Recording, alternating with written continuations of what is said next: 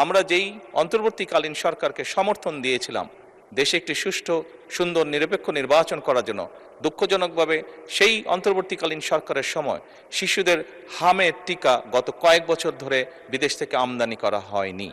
মাননীয় প্রধানমন্ত্রীর কাছে সবিনয় প্রশ্ন, হাম এই মুহূর্তে বাংলাদেশের চিকিৎসা ক্ষেত্রে একটি ক্রুশিয়াল কোশ্চেন। এখন এই মুহূর্তেও আজকে চট্টগ্রামে দেশের একমাত্র সংক্রামক রোগের চিকিৎসা কেন্দ্র, বিশেষায়িত ইনস্টিটিউট, সেটি সহ অধিকাংশ হাম শনাক্তকারী প্রতিষ্ঠান বন্ধ রয়েছে, যে কারণে এই হাম শনাক্ত করতে সকল ইনস্টিটিউটকে এবং চিকিৎসা কেন্দ্রকে ঢাকায় পাবলিক হেলথ কেন্দ্র, ন্যাশনাল পোলিও অ্যান্ড রুবেলা ল্যাবরেটরিতে পাঠাতে হচ্ছে।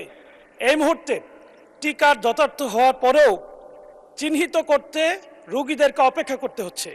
এই ব্যবস্থা উত্তরণে খুব দ্রুত কোনো ব্যবস্থা নেওয়া হবে কিনা। মাননীয় স্পিকার, আপনাকে ধন্যবাদ। মাননীয় প্রধানমন্ত্রী। মাননীয় স্পিকার এবং মাননীয় সংসদ সদস্য, আপনাদেরকে ধন্যবাদ। মাননীয় সংসদ সদস্য, আপনি যে প্রশ্নটি বলেছেন, যে বিষয়টি জানতে চেয়েছেন, আসলে এটি একটি খুব দুঃখজনক ঘটনা। এই সংসদে আজকে আমরা যারা উপস্থিত আছি, আমরা সকল রাজনৈতিক দলগুলো এবং এই সংসদের বাইরেও রাজনৈতিক দল আছে, যারা সকলে মিলে একটি স্বৈরাচারকে এই দেশ থেকে বিতাড়িত করেছে। দুঃখজনক ব্যাপার হলো সেই স্বৈরাচারের সময়, এবং আরও দুঃখজনক ব্যাপার হলো আমরা যেই অন্তর্বর্তীকালীন সরকারকে সমর্থন দিয়েছিলাম দেশে একটি সুষ্ঠু সুন্দর নিরপেক্ষ নির্বাচন করার জন্য, দুঃখজনকভাবে সেই অন্তর্বর্তীকালীন সরকারের সময় শিশুদের হামের টিকা গত কয়েক বছর ধরে বিদেশ থেকে আমদানি করা হয়নি।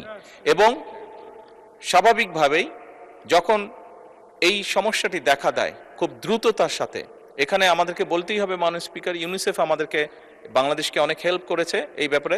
দ্রুত তারা হামের যে ভ্যাকসিনেশন সেটি খুব দ্রুততার সাথে পাঠিয়েছে, যার ফলে আমরা ওষুধগুলো পেয়েছি এবং প্রায় 2 কোটি শিশুকে এই হামের ভ্যাকসিনেশন আমরা দিব।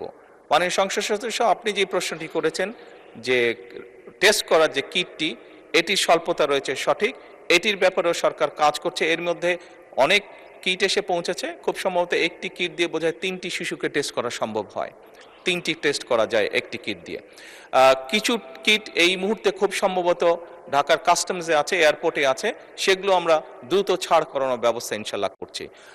দুঃখজনক, আমরা অনেকগুলো শিশুর প্রাণ ঝরে গিয়েছে, আমাদের মাঝে থেকে চলে গিয়েছে, বাট সামনে আমরা চেষ্টা করছি যাতে আমরা এই পুরো সিচুয়েশনটাকে ম্যানেজ করতে পারি, সেই ব্যবস্থা গ্রহণ করেছে সরকার। ধন্যবাদ মাননীয় স্পিকার।